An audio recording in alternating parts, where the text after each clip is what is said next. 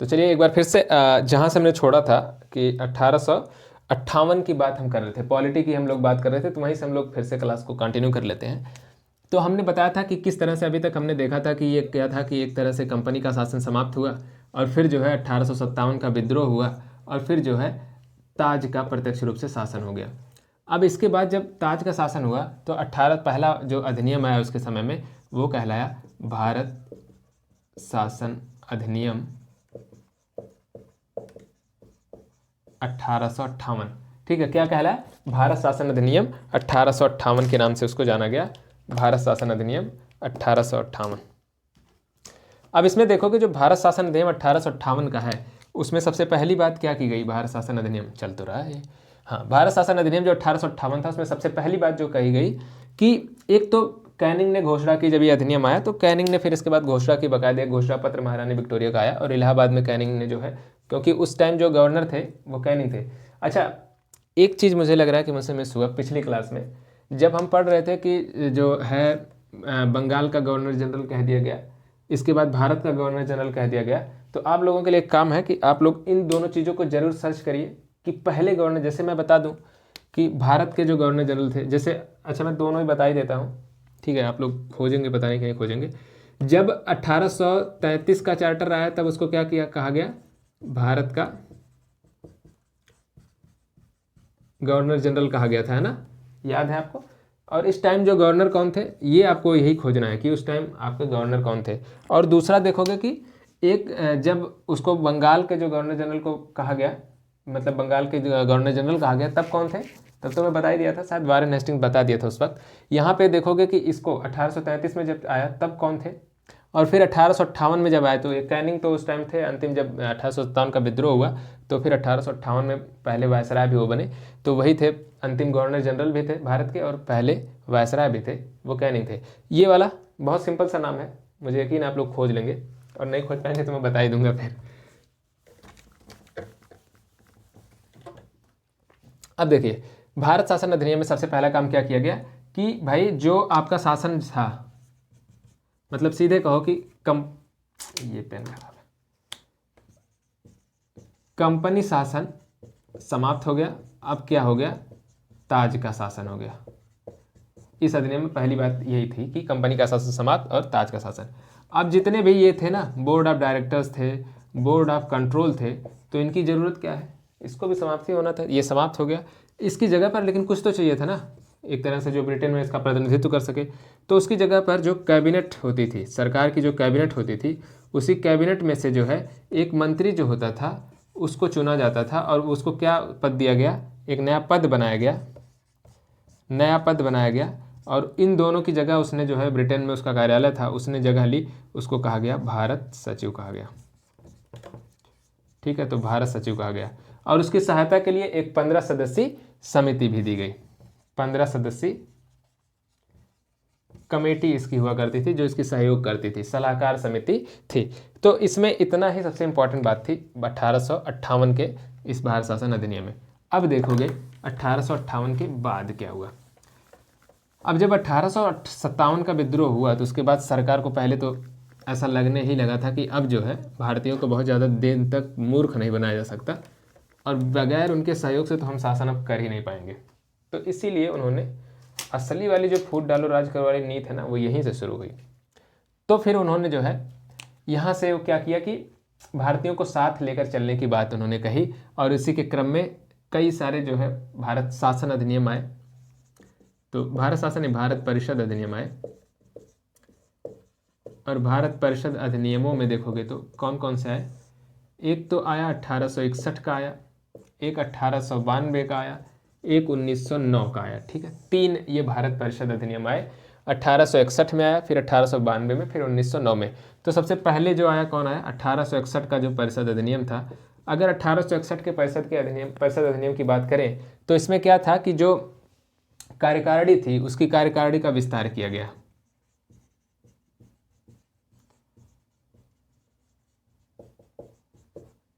ये चल नहीं रहा, ठीक है, तो उसकी कार्यकारिणी का विस्तार किया गया। ठीक है, और देखोगे कि क्या था कि जो कैनिंग था, इसमें पहली बार एक काम और कहा गया कि कार्यकारिणी का, देखो अब कार्यकारिणी का तीनों में विस्तार किया गया, इसमें संख्याएं नहीं बताई गई, लास्ट में और भी ज़्यादा विस्तारित, धीरे धीरे ज़्यादा विस्तार किया गया कार्यकारिणी। लेकिन एक काम किया जाता था, जो सरकारी और गैर सरकारी सदस्य है ना, सरकारी सदस्य और गैर सरकारी,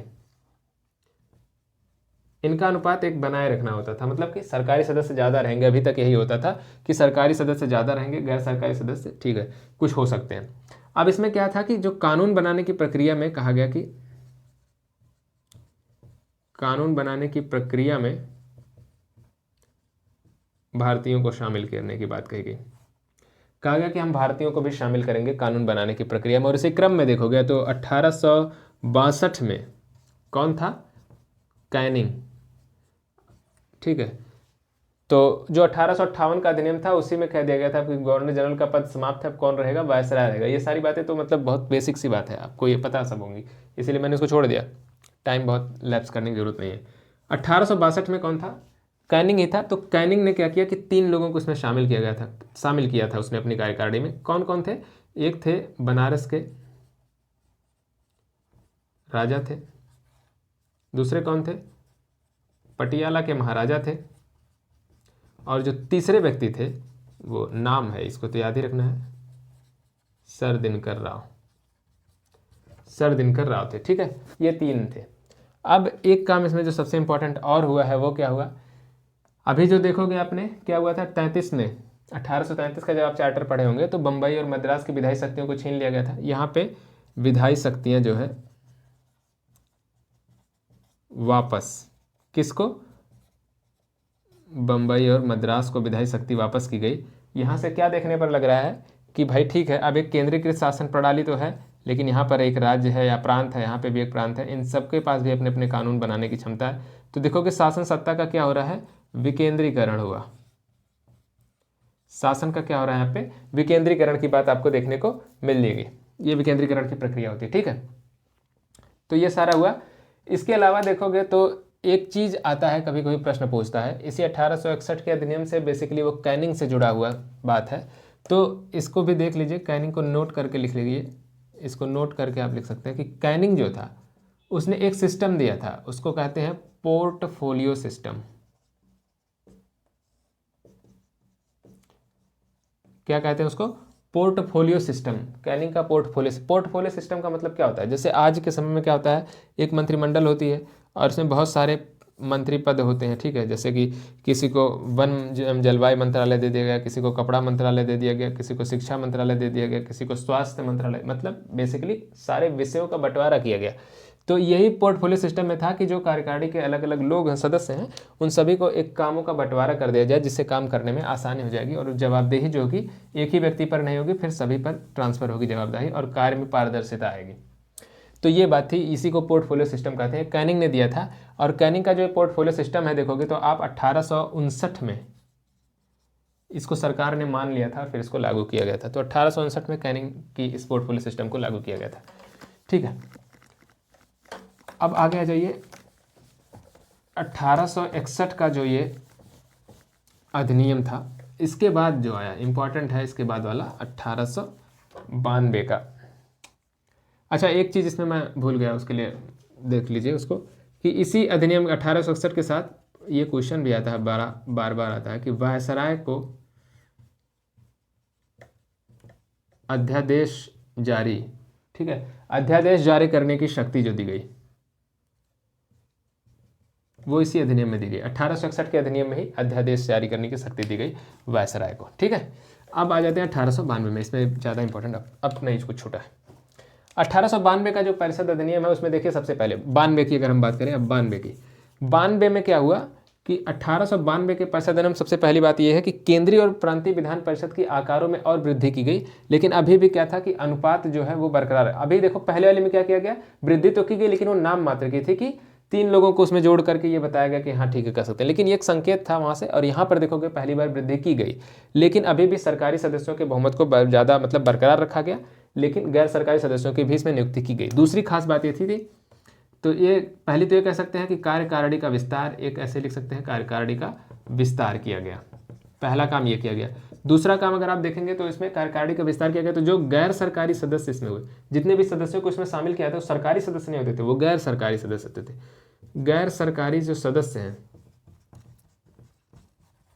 गैर सरकारी सदस्यों को दो अधिकार कुछ मिले। जैसे एक तो वो क्या कर सकते थे कि पहले में जो है उसमें तो केवल सिर्फ शामिल हुए थे, दूसरे में देखोगे कि बजट पर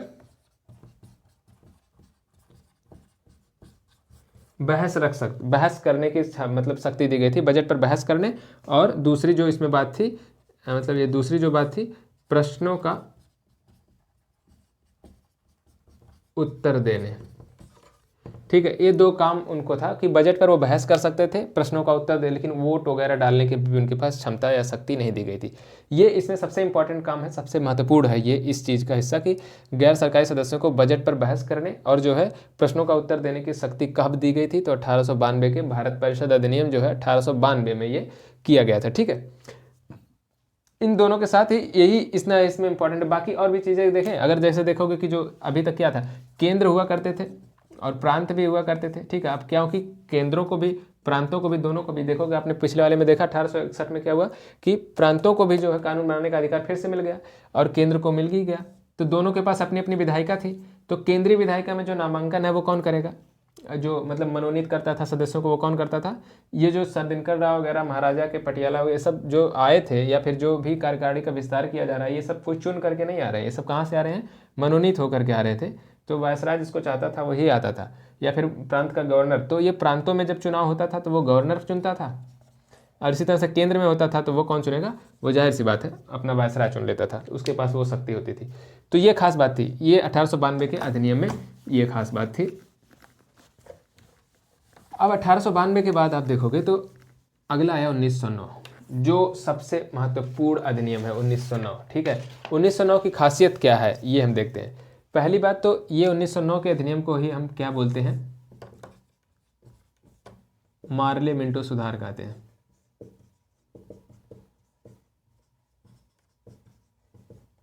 मार्ले मिंटो सुधारों के नाम से जानता है। मार्ले कौन से थे, मार्ले जो है भारत सचिव थे, और मिंटो जो है वो कौन से थे, वो वायसराय थे। ठीक है, मार्ले मिंटो सुधार, इसी अधिनियम को ही जो है क्या कहा जाता है, मतलब कि एक तरह से कम्युनल मतलब कि सांप्रदायिक, वो कह लो कि सांप्रदायिक जो है निर्वाचन,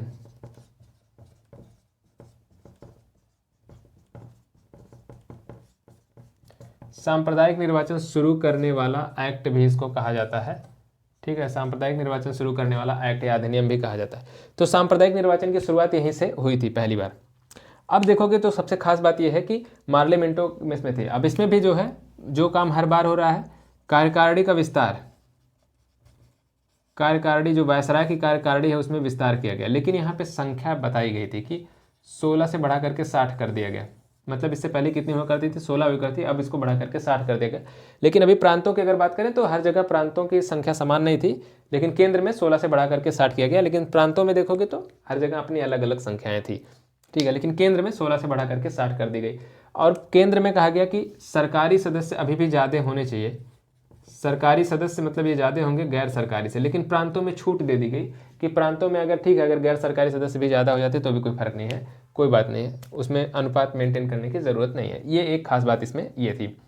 दूसरी बात अब आप देखोगे कि इसमें क्या था कि जो ये गैर सरकारी सदस्य हैं इनको थोड़े से अधिकार और दिए गए। जैसे अभी उनको बजट पर बहस करने के लिए और प्रश्नों के उत्तर देने के लिए अधिकृत किया गया था, अब यहाँ पर जो है वो क्या कर सकते थे, बजट पर संकल्पना भी रख सकते थे, बजट पर संकल्पना, और साथ ही अनुपूरक प्रश्नों को भी ये अनुपूरक प्रश्नों को भी पूछ सकते थे और बजट पर जो है संकल्पना भी रख सकते थे। तो ये दो काम और भी इनको दिए गए। बाकी आपको बताऊं इसमें पृथक निर्वाचन की शुरुआत इसी अधिनियम से शुरू हुई, तो इसमें और कुछ खास बात बचती नहीं है। ठीक है, 1909 के अधिनियम में आपको इतनी याद रखनी है। पहली बात कि भारतीय जो ये था कब आया था, मार्ले मिंटो सुधार के नाम से जानता है। मार्ले कौन थे, भारत के सचिव थे उस वक्त, और मिंटो कौन थे उस वक्त, वायसराय थे। सांप्रदायिक निर्वाचन इसी की शुरुआत इसी 1909 से होती है। कार्यकारिणी में जो विस्तार, जो मुस्लिम सांप्रदायिक निर्वाचन है, मुस्लिम सांप्रदायिक मतलब पृथक प्रतिनिधित्व जो प्रदान किया गया वो यही अधिनियम है, 1909 का ही अधिनियम है।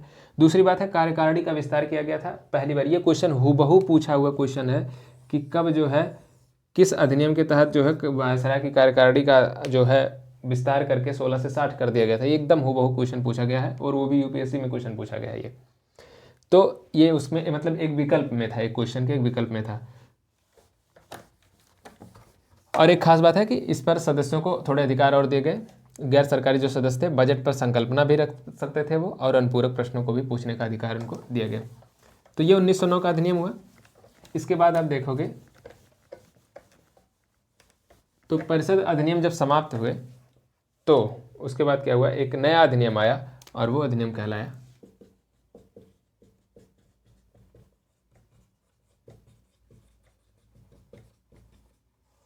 भारत शासन अधिनियम 1919।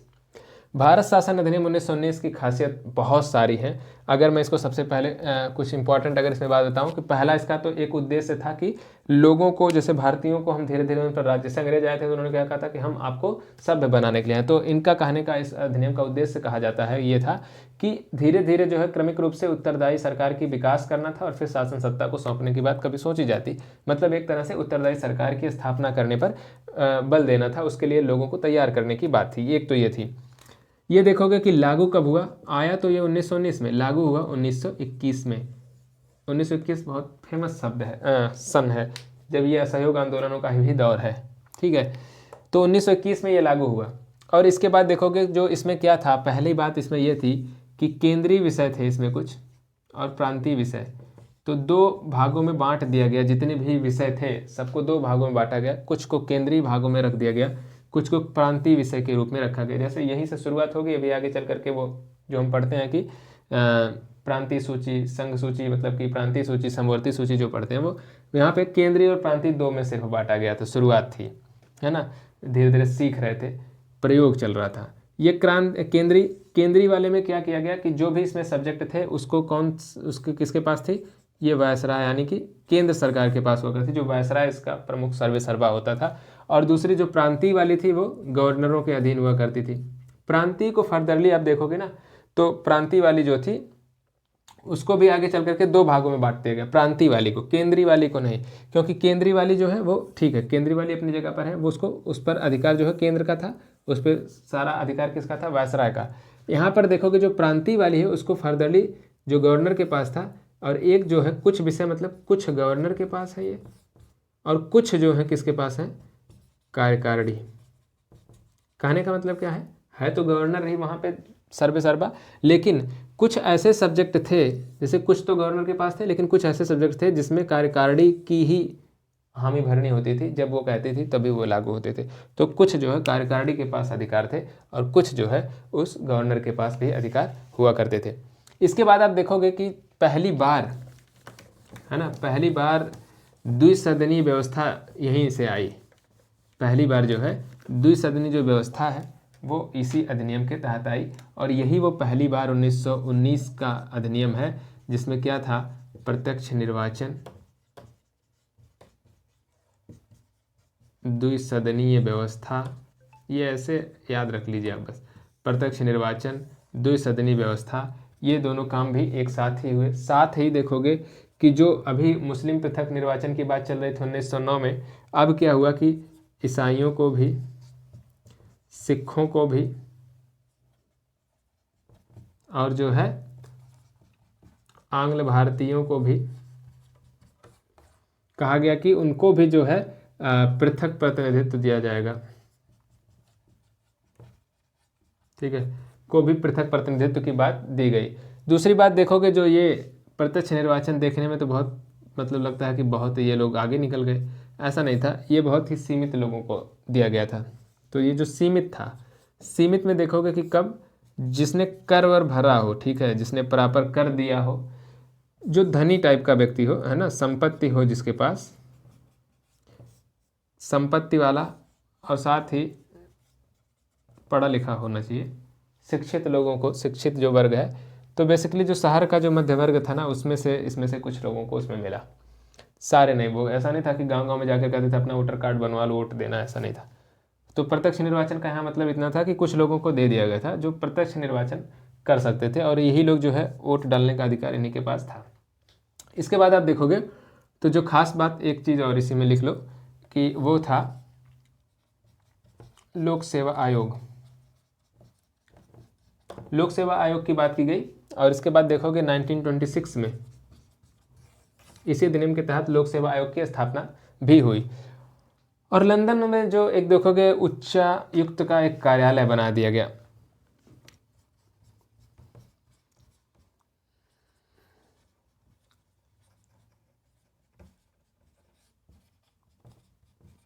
ठीक है, लंदन में उच्चायुक्त का कार्यालय बनाया गया और क्या किया गया, जो भारत सचिव के जो कार्य थे कुछ कार्यों को इसको हस्तांतरित कर दिया गया। ठीक है, भारत सचिव के कुछ कार्यों को इसको दे दिया गया। ठीक है, इसी में एक चीज़, कितने पॉइंट हो गए देखो, 1 पॉइंट हो गया, 2 3 4 5। ठीक है, एक पॉइंट और कर लो, ये कर लो कि जो छठा पॉइंट है कि जो देखोगे कि जब ये वही वक्त है जब क्या हुआ कि प्रांतीय व जो केंद्रीय बजट है अलग अलग किया गया। ठीक है, केंद्रीय और प्रांतीय बजटों को पहली बार अलग कब किया गया, ये 1919 के अधिनियम का ही सुझाव था कि केंद्रीय और प्रांतीय बजट अलग हो जाएगा। इसके बाद जैसे हर अधिनियम के बाद कहा जाता था कि 10 साल बाद समीक्षा की जाएगी, तो इसमें भी कहा गया 10 साल बाद समीक्षा की जाएगी। तो अब समीक्षा कब होनी थी, 1919 के बाद 1929 में। ये याद हो गया आपको। देखिए, प्रांतीय और केंद्रीय बजट को कब अलग किया गया, 1919 के अधिनियम में। ये अधिनियम कब लागू हुआ, 1921 में। कब आया था, 1919 का अधिनियम है, लागू कब हुआ, 1921 में। केंद्रीय और प्रांतीय बजटों को अलग कर दिया गया। प्रत्यक्ष निर्वाचन की सुविधा प्रदान की गई, परंतु ये सीमित था, जिसके पास जो प्रॉपर कर वगैरह दे रहे हो सामान्य रूप से, मतलब बराबर संपत्ति हो जिसके पास ठीक ठाक, जो शिक्षित व्यक्ति हो, उन्हीं लोगों को जो है प्रत्यक्ष निर्वाचन दिया गया। द्विसदनीय व्यवस्था का सबसे पहली बार प्रारंभ कब हुआ, तो 1919 के अधिनियम में हुआ। ईसाई, सिख और आंग्ल भारतीयों को भी पृथक रूप से प्रतिनिधित्व, तो मुस्लिम पृथक प्रतिनिधित्व के बाद किस कब दिया गया, तो वो दिया गया 1919 में। और ये लोक सेवा आयोग फिर 1926 में लोक सेवा आयोग, केवल एक ही बना लोक सेवा आयोग, बाकी जो दोनों है ना, केंद्र जो प्रांतीय और जो आपके संयुक्त लोक सेवा आयोग, वो 1935 के अधिनियम के तहत बने। फिर लंदन में उच्चायुक्त के कार्यालय का भी एक गठन किया गया, जिसमें कुछ विषय जो थे किसके, भारत सचिव के, वो इसको सौंप दिए गए। ये सारी बातें, ये इंपॉर्टेंट अधिनियम है, ये इसलिए इंपॉर्टेंट, इसमें थोड़े पॉइंट ज़्यादा हैं और लेकिन ये सारे इंपॉर्टेंट पॉइंट थे। इसके बाद देखोगे जो भारत शासन अधिनियम 1919 खत्म हुआ, इसके बाद क्या हुआ कि 1929 में अगला आयोग बनना था, लेकिन उस वक्त होने थे चुनाव 1929 में। तो इनको लगा कि अगर ऐसे माहौल बन रहा था कि वो कंजर्वेटिव और लेबर पार्टी, तो कंजर्वेटिव सरकार सोची कि अगर लेबर पार्टी की सरकार बन जाएगी तो ऐसा ना हो कि वो जो है नुकसान कर दे, सारे किए कराए पर पानी फेर दे वो, क्योंकि वो, अब भाई जाहिर सी बात है कि लेबर पार्टी नाम से यह है कि लोगों की बातों को सुनने वाली पार्टी, तो ऐसा ना हो, लोगों को लगा सरकार को कि हमने जो अब तक मेहनत की है वो हम अपना उपनिवेश अपने हाथ से ना गंवा दे। और इसलिए उसने क्या किया कि 2 वर्ष पूर्व ही नया आयोग बना दिया। कब बना दिया, 1927 में। ठीक है, और जो ये आयोग बनाया गया इसका नाम क्या रखा गया, इसके अध्यक्ष थे, पहले तो यह जान लीजिए, अध्यक्ष थे सर जॉन साइमन। क्या नाम था, सर जॉन, आप तो नाम जान गए होंगे आयोग का, सर जॉन साइमन। तो इसी के नाम पर आयोग था साइमन कमीशन। ठीक है, साइमन कमीशन आयोग बना। और आप देखेंगे कि साइमन कमीशन में जो है 7 लोग थे, 7 सदस्य थे इसके, और 7 के 7 सदस्य ही कहाँ से थे, यूरोप से थे। सारे सदस्य यूरोप से थे और यही मूल रूप से जो उसके विरोध का वजह बना, क्योंकि आप शासन हम पर करने आ रहे हैं और जो है अब हमको एक तरफ से कह रहे हैं कि हम आपको जो है शासन सत्ता में या विधायिका में जो है आपको सम्मिलित करेंगे कानून बनाने के लिए, और दूसरी तरफ एक हमारे लिए आयोग बना जा रहा है जो हमारी समीक्षा करने वाला है कि आगे का भारत कैसा होगा, अगले 10 वर्ष के लिए क्या से नियम कानून बनेंगे। और लेकिन हमें इसमें से जो है सब यूरोप के लोग तय कर रहे हैं, इसमें से हमारा अपना कोई भी नहीं है। इसी वजह से इसके विरोध का सबसे बड़ा ये कारण था। और इसके बाद देखोगे कि क्या हुआ, इस आयोग ने फिलहाल 2 बार वार्ता की, 2 बार मतलब कि दौरा किया, एक 1929 में और एक 1928 में और 1929, 2 बार इसने दौरा किया। और फिर 1930 में देखोगे 1930 में रिपोर्ट जो है ये प्रकाशित हुई। ये क्वेश्चन भी हूबहू पूछा हुआ क्वेश्चन है। 1930 में रिपोर्ट इसकी, मतलब साइमन कमीशन की रिपोर्ट कब प्रकाशित हुई, तो 1930 में साइमन कमीशन की रिपोर्ट पहली बार प्रकाशित हुई। अब इसमें क्या कहा गया, इसमें वही खास बात थी। पहली बात तो ये कही गई कि जो द्वैध शासन है, बरकरार रखें। ठीक है, उसने कहा द्वैध शासन अभी भी चलने दें। दूसरी बात जो उसने कहा कि द्वैध शासन के साथ साथ जो सांप्रदायिक प्रतिनिधित्व वाला है, सांप्रदायिक जो निर्वाचन है उसको भी बरकरार रखें। ठीक है, सांप्रदायिक निर्वाचन को बरकरार रखें। साथ ही इसने जो तीसरी बात कही कि जो है एक तरह से जो है सांप्रदायिक ने ब्रिटिश एक जो है भारत संघ का निर्माण करने पर बल दिया जाए, भारत संघ बनाए जाने की कोशिश की जाए। ये तीन इसकी प्रमुख सिफारिशें, और बहुत सारी सिफारिशें थी। अगर इन तीनों को आप ध्यान में रखते हैं तो ये आपका काम बन जाएगा कि एक भारत संघ बनाने की एक कोशिश की जाए ऐसी। क्योंकि हम साइमन कमीशन अभी जो है फिर से जब आएगा तो हम हिस्ट्री में पूरा पढ़ेंगे ही, तो यहाँ पे इतना याद रखिए कि साइमन कमीशन आई थी और उसके पीछे ये हुआ था। अब इसमें क्या था कि इसी के बाद फिर देखोगे कि इन्हीं सारी चीज़ों पर चर्चा करने के लिए क्या हुआ कि गोलमेज सम्मेलनों का आयोजन किया गया। ठीक है, 31-32 में जो है 3 गोलमेज सम्मेलन का आयोजन किया गया, वो भी हम हिस्ट्री में ही पढ़ेंगे, यहाँ पे उसका कोई ज़रूरत नहीं, इतना जान लिए। गोलमेज सम्मेलन का आयोजन हुआ और फिर उन गोलमेज सम्मेलनों का जो भी निचोड़ था, जो भी निष्कर्ष निकला, जो भी निष्कर्ष था, वो निष्कर्ष जो है श्वेत पत्र के रूप में प्रकाशित हुआ। ठीक है, श्वेत पत्र के रूप में प्रकाशित हुआ और जिसके आधार पर फिर जो है उसको पेश किया गया, मतलब कि हाउस ऑफ कॉमन्स में, और फिर जो है उसको देखोगे कि एक विधेयक तैयार किया गया और फिर एक कानून आया। तो कौन सा कानून था वो कानून आया भारत, अब यहाँ पे ना लिखते हुए वहाँ लिखते हैं, तो ये जो उसी श्वेत पत्रों पर आधारित पूरा कानून बन करके आया, वो कौन सा कानून था? भारत शासन अधिनियम 1935 का कानून आया।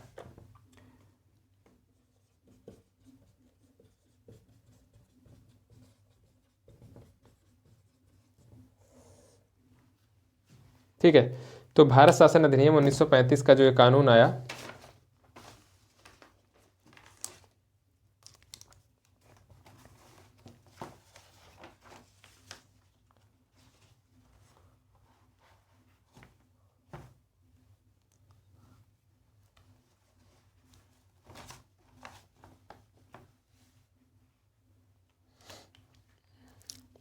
हाँ चलिए,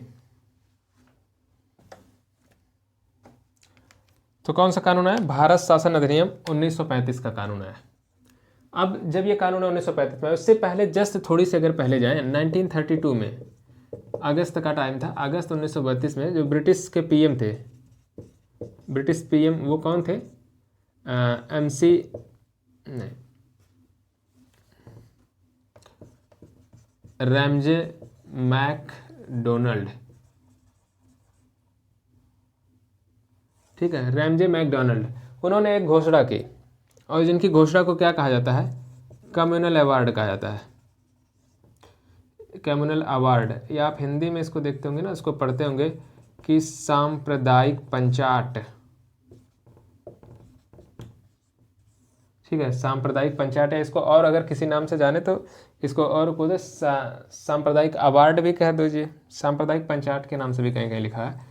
सांप्रदायिक अवार्ड या सांप्रदायिक पंचाट अगर कहीं भी कहे तो सांप्रदायिक जो है वो यही था, कम्युनल अवार्ड, रैमसी मैकडोनल्ड ने। अब इसमें इन्होंने क्या कहा, जैसे देखोगे कि वो वाले मामला था, इन्होंने क्या किया कि इन्होंने कहा कि जो अभी तक हम जितने भी मुसलमानों को जैसे हमने देते शुरू किया 1909 में मुस्लिम पृथक निर्वाचन की हमने शुरुआत की।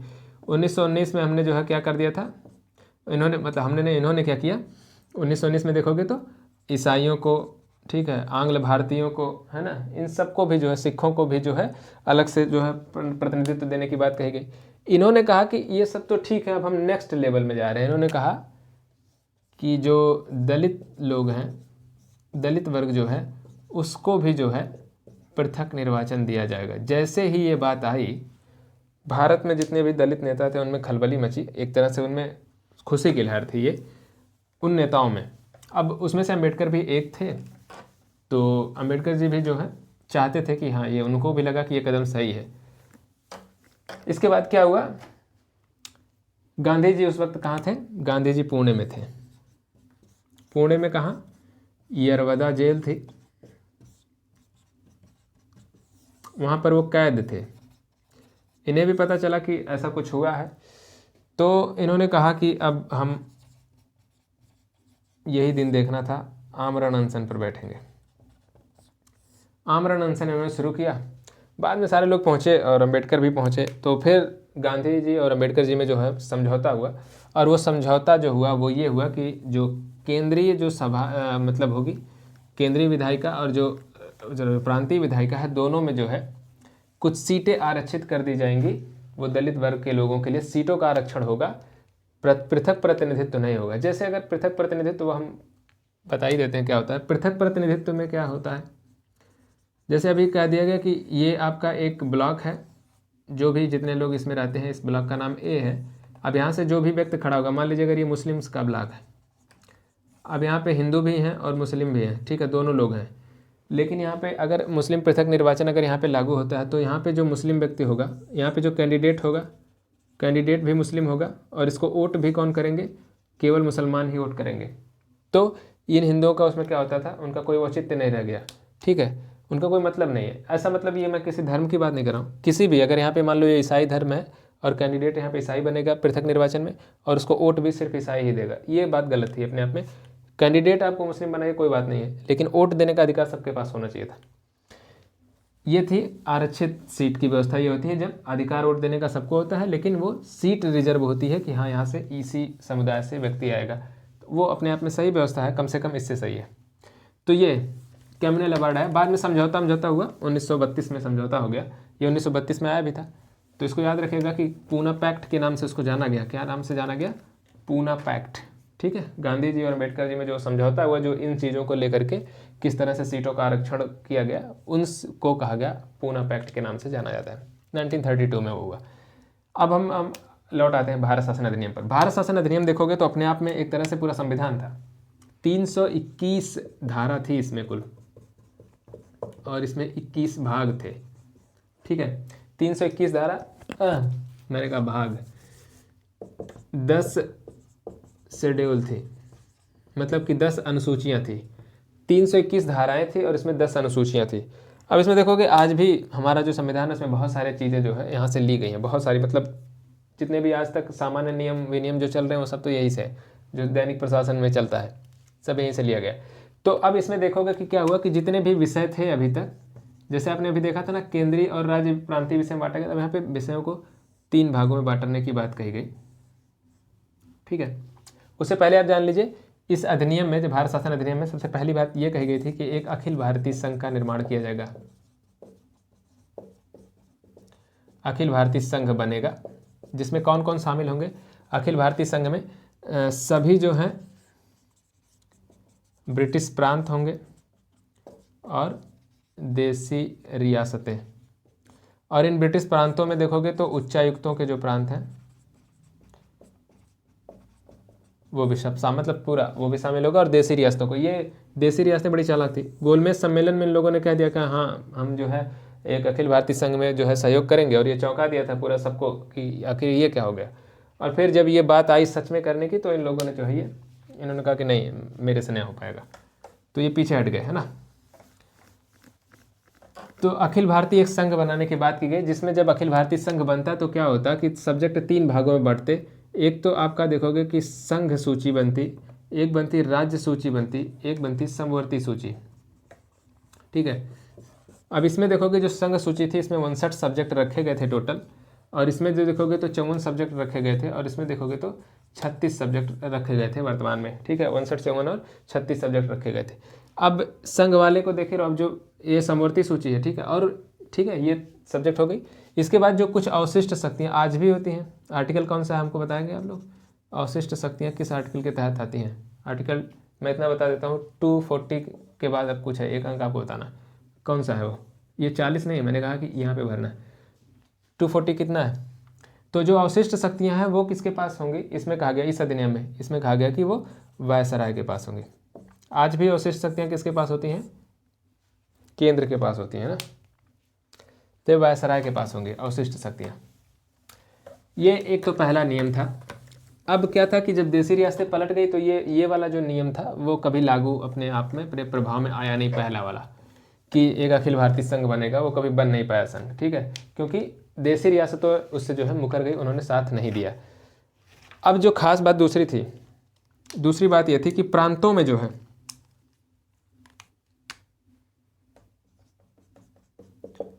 प्रांतों में कहा गया है, जैसे केंद्र में कहा गया कि जैसे यहाँ से देखो कि केंद्र और प्रांत दो थे, क्योंकि अब अखिल भारतीय तो बना नहीं, तो कहा गया कि केंद्र में द्वैध शासन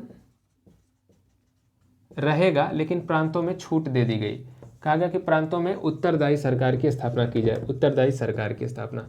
और देखोगे कि ये वही वक्त था 1937 से 1939 तक जो है वहाँ पे उत्तरदायी सरकार की स्थापना में। उत्तरदायी सरकार का मतलब ये होता है जो मंत्री चुनकर जाएं वहाँ का गवर्नर उनके हिसाब से काम करे। ये नहीं कि गवर्नर का जो मन कर रहा है वो कर रहा है, एक लोगों की सरकार नहीं, सबको साथ में लेकर के, मतलब उन मंत्रियों को जो चुने हुए लोग आ रहे हैं सत्ता में उनकी बात सुने और उनके हिसाब से उनके जैसे काम तो ये होता है ना कि जो एक मंत्रिमंडल होती है जो सलाह देती है प्रधानमंत्री को, ठीक है, वो बेसिकली कहा जाता है राष्ट्रपति को या फिर वहाँ पे राज्यों में राज्यपाल को सलाह देने के लिए एक मंत्रिमंडल होती है। ये पॉलिटी में आगे हम लोग पढ़ेंगे, आर्टिकल भी पढ़ेंगे। तो ये 1937 से 1939 तक ये व्यवस्था लागू करने की कोशिश की गई, लेकिन कुल मिला जुला करके क्या हुआ, ये फेल हो गई 2 साल के बाद। ये वही वक्त था जब कांग्रेस काफ़ी मजबूत पक्ष में थे अपने उस चुनाव में, 1937 के चुनाव में। और इसके बाद कई सारे कानूनों को जो है इसने जो है निरस्त करवाया। और इसके बाद आप देखोगे कि क्या हुआ कि इस व्यवस्था को भंग कर दिया गया, इसको भी समाप्त कर दिया गया 1939 में। 2 ही साल तक ये चली, तो ये भी अपने आप में समझो समाप्ति हो गई। इसके बाद तीसरा काम इन लोगों ने करने की कोशिश की कि केंद्र में, अब तो देखो केंद्र में द्वैध शासन की प्रणाली जब लगी नहीं, केंद्र में द्वैध शासन की प्रणाली है नहीं केंद्र, सॉरी, कहा गया कि केंद्र में जो है द्वैध शासन रहेगा। ये तो कहा गया था ना केंद्र में द्वैध शासन रहेगा, प्रांतों को छूट दे दी गई थी, ये कहा गया था 1937-39, और केंद्र में कहा गया द्वैध शासन रहेगा। और इसमें विषय को 2 भागों में बांटा गया। फिर द्वैध शासन कैसे रहेगा, कुछ विषय जो है कार्यकारिणी को, द्वैध शासन मतलब 2 लोग जब शासन करें तो एक कार्यकारिणी समिति जो है उसके पास भी कुछ सब्जेक्ट उसके आधे उसके मतलब अधिकार क्षेत्र में आते थे, कुछ जो है वायसराय के पास होते थे, ठीक है। तो इसमें ये हुआ, ये कभी भी ये भी अपने प्रभाव में नहीं आ पाई, ये भी कभी इसको लागू नहीं किया गया, ये कहा गया था लागू नहीं हुई, ठीक है। तो इसको भी हटा ही देते हैं, कोई मतलब नहीं। अब इसमें कुछ इंपॉर्टेंट पॉइंट हैं जिनको जो है उन पॉइंटों को तो आपको हर हाल में याद ही रखना है। जैसे क्या है कि तो चल क्यों नहीं रहा, अब तक क्या करना हुआ था, कहा गया था कि 11 प्रांतों में से 6 में जो है द्विसदनी व्यवस्था प्रारंभ करने की बात कही गई। अब वो 6 प्रांत कौन कौन से थे, तो 6 प्रांत आप देखोगे तो बम्बई था, ठीक है, मद्रास था, ठीक है, बम्बई था, मद्रास था, बंगाल, ये तीनों तो आपके रहेंगे, तीनों प्रेसिडेंसी थे तो ये तीनों थे। इसके बाद देखोगे तो बिहार था, और उड़ीसा नहीं, असम था, और जो है संयुक्त प्रांत था, ठीक है, उड़ीसा, असम और संयुक्त प्रांत, उड़ीसा नहीं, बिहार, असम और संयुक्त प्रांत, ठीक है। ये 6 हो गए ना, 6 प्रांत थे।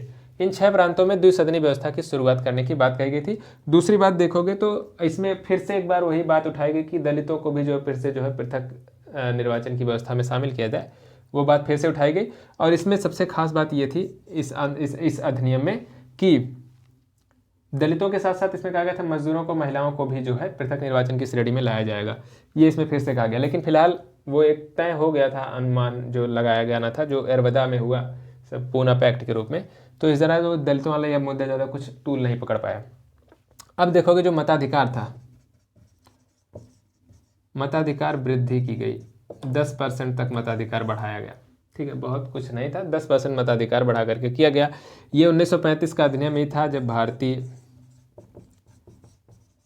रिजर्व बैंक ठीक है, रिजर्व बैंक की स्थापना की गई। साथ ही देखोगे इसी अधिनियम के तहत रिजर्व बैंक के साथ संघीय न्यायालय,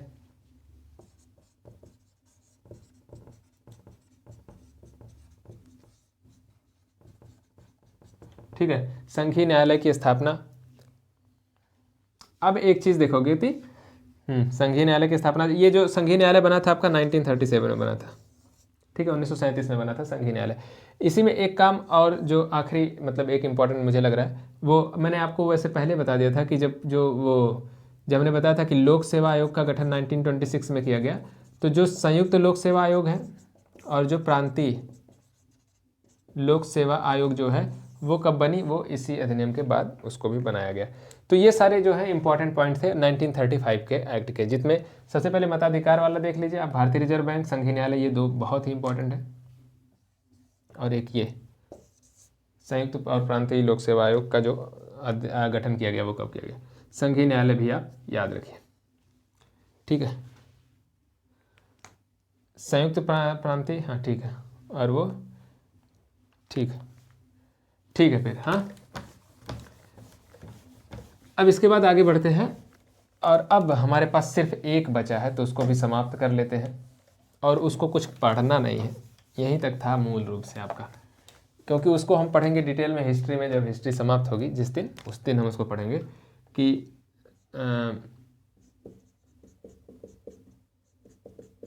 स्वतंत्रता अधिनियम जो है, क्या नाम है उसका, भारतीय स्वतंत्रता अधिनियम 1947, क्या नाम है इसका, भारतीय स्वतंत्रता अधिनियम 1947। इसमें सिर्फ आप इतना याद रखिए अभी के लिए कि ये जब अधिनियम आया, ठीक है, ये अधिनियम जब जिस दिन पारित हुआ उस दिन क्या हुआ कि भारत बन गया, पाक बन गया, ये क्या थे, दो डोमेनियन स्टेट्स थे, ठीक है, दो स्वतंत्र डोमेनियन स्टेट्स थे। सारे जो भारत सचिव, मतलब सारी जो शक्ति थी भारत सचिव की, वो कहाँ स्थानांतरित हो गई, राष्ट्रमंडल के सचिव में स्थानांतरित हो गई। जो भारत का गवर्नर जनरल था वो पद समाप्त कर दिया गया और उसको सिर्फ कहा गया गवर्नर जनरल, मतलब जो वायसराय था, उल्टा लिख दिया मैंने, जो वायसराय था भारत का, वायसराय का पद समाप्त करके उसको भारत का गवर्नर जनरल कहा गया, ठीक है, क्या कहा गया, गवर्नर जनरल कहा गया।